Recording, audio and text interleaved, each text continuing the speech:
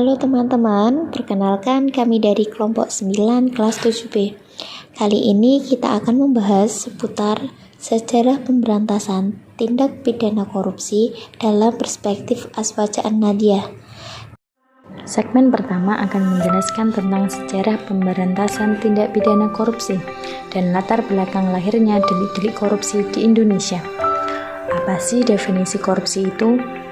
Menurut berbagai bahasa, definisi korupsi itu berarti buruk, tidak jujur, dan dapat disuap. Intinya, korupsi itu amoral. Bentuknya bisa suap menyuap, penggelapan uang, perbuatan curang, pencucian uang, pemerasan, dan sebagainya. Cara pemberantasan korupsi di Indonesia. Banyak lembaga khusus yang didirikan guna memerangi korupsi. Upaya-upaya pemberantasan korupsi ini telah dilakukan sejak zaman kolonial. Latar belakang lahirnya delik korupsi dalam perundang-undangan dibagi menjadi dua. Yang pertama, delik korupsi yang dirumuskan oleh pembuat undang-undang.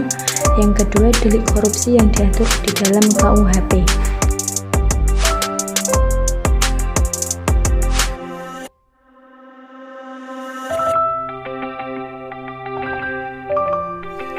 Sekarang definisi gratifikasi. Apa sih pengertian dari gratifikasi itu?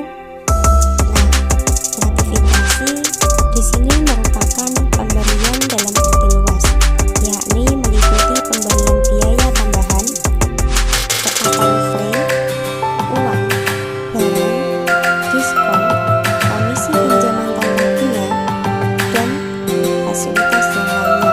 Konsekuensi tindak pidana korupsi dalam pandangan Islam Ahlussunnah wal Jamaah An-Nahdiyah.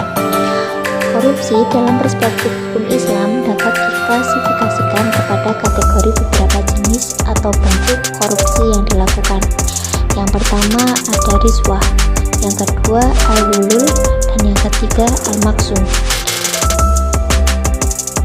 Analisis hukum Islam terhadap korupsi. Dalam Islam mengajarkan kepada umatnya agar dalam mencari nafkah kehidupan hendaknya menempuh jalan yang halal dan terpuji dalam pandangan syara. Dan dalam literatur Islam, tindakan secara tegas terhadap istilah korupsi sebagai ijtihad hukum. Korupsi dapat dikategorikan sebagai tindakan kriminal atau pidana.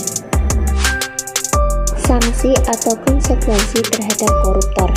Dalam pidana korupsi, sanksi yang diterapkan bervariasi sesuai dengan tingkat kejahatannya. Adapun keharaman perbuatan korupsi dapat ditinjau dari berbagai segi. Yang pertama, perbuatan korupsi merupakan perbuatan curang dan penipuan yang secara langsung merugikan keuangan negara. Yang kedua, berkhianat terhadap amanat adalah perbuatan terlarang dan berdosa. Yang ketiga, yaitu termasuk ke dalam kategori korupsi, kegiatan memberikan fasilitas negara kepada seseorang karena menerima suap dari yang menginginkan fasilitas tersebut.